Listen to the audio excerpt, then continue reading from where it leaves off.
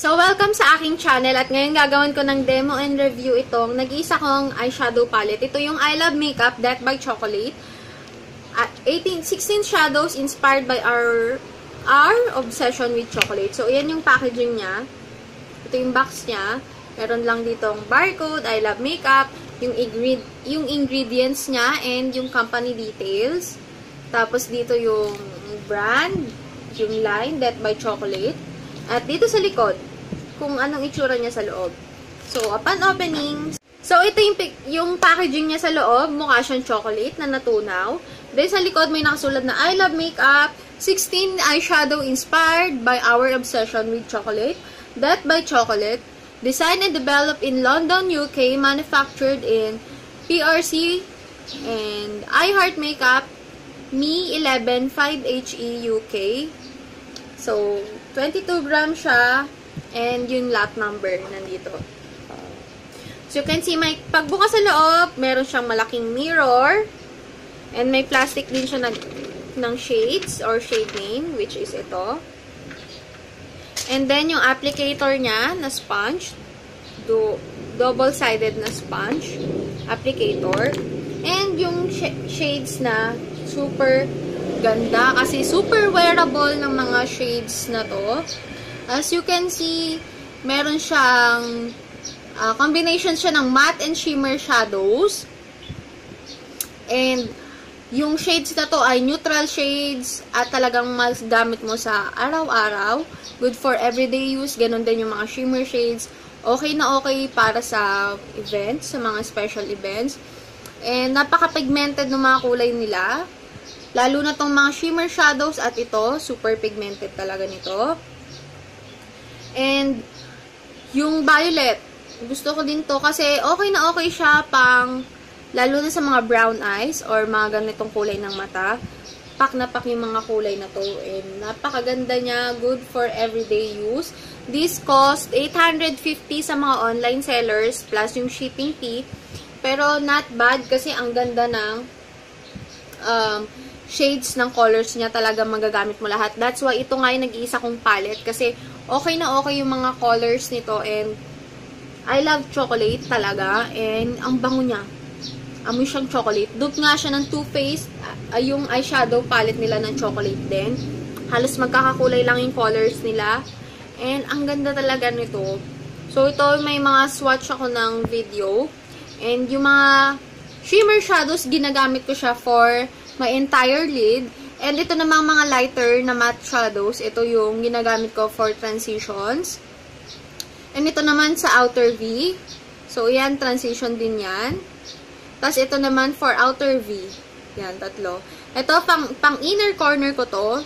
And, pwede din sa brow bone. Ito, pang set ng primer. And, pwede din sa brow bone or inner corner. Depende sa kung anong gusto nyo. Kung gusto nyo ng all matte shadows, pwede. And maganda naman din yung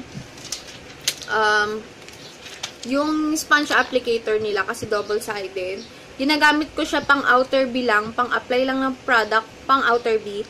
Then, puro na blending sponge or blending brush and flat brushes yung ginagamit ko. So, ngayon, isa-swatch ko yung each color. So, ito yung white light. And, yan, pigmented naman siya pag nasa finger. Then, itry natin siyang swatch. So, pigmented siya, kung makikita nyo. Great talaga siya pang set ng primer. Next is itong shade na Don't Let Go. Ito siya, yung may parang bronze look. So, yan. And ito yung swatch niya.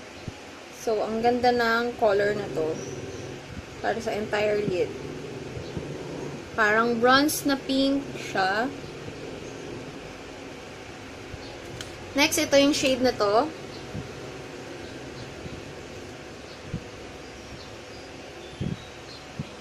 So, yan siya. Hindi lang siya ganun ka-pigmented, pero siguro may papalabas pa yung pigment nito.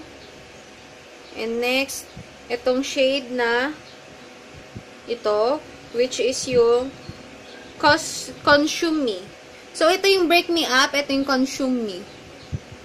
Yan. Napaka-pigmented niya. Next, itong All Is Lost. And ito yung shade niya. Ooh! Super pigmented ng pagka-black nito. So, you can see, oh. Diba? Next ay itong Lick Me. Ito, yung shade na parang pinkish siya, na medyo violet or baby pink, ganon. Great din to sa transition color and pang set ng primer. So, yan yung swatch niya. And maganda yung color niya. Pigmented din siya. Next is tong Fool's Gold, which is ito. Oh, pigmented din siya. So, ang gaganda ng mga shades ng eyeshadow na to. Good, okay na okay pang everyday use. So, next is tong One More Bar. So, ito, parang chocolate yung kulay niya. And, ito yung shade swatch niya. Sana na-justify ng camera ko, pero hindi naman siya ganon ka-pigmented. Next, ito yung darker color na brown, parang dark brown. This is the Devour Me. And, ito yung swatch niya. So, yan. Medyo may pagka-violet pala tong shade na to. And, pigmented din siya. Next is yung Tear the Wrapper. Ito naman yon.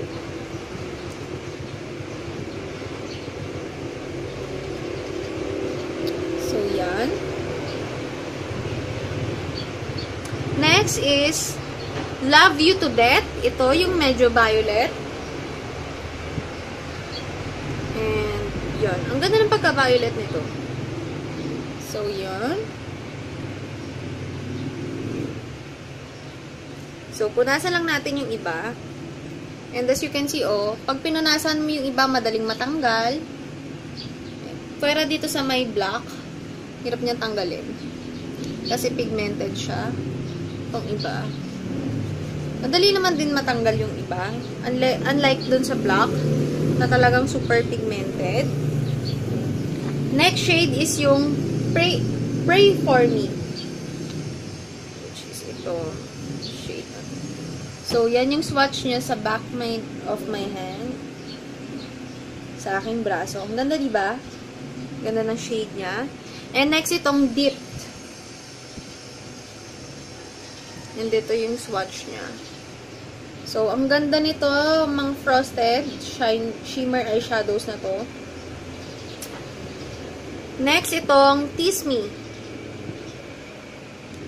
Oops, pigmented yung mga shimmer eyeshadows nila. Super pigmented talaga. Ito siya. Third color. And next, yung Get Me Free. Ito naman. And, super pigmented yung mga shimmer shadows nila talaga. And, di ba? Ang gaganda. And lastly, itong Bring Down Angels.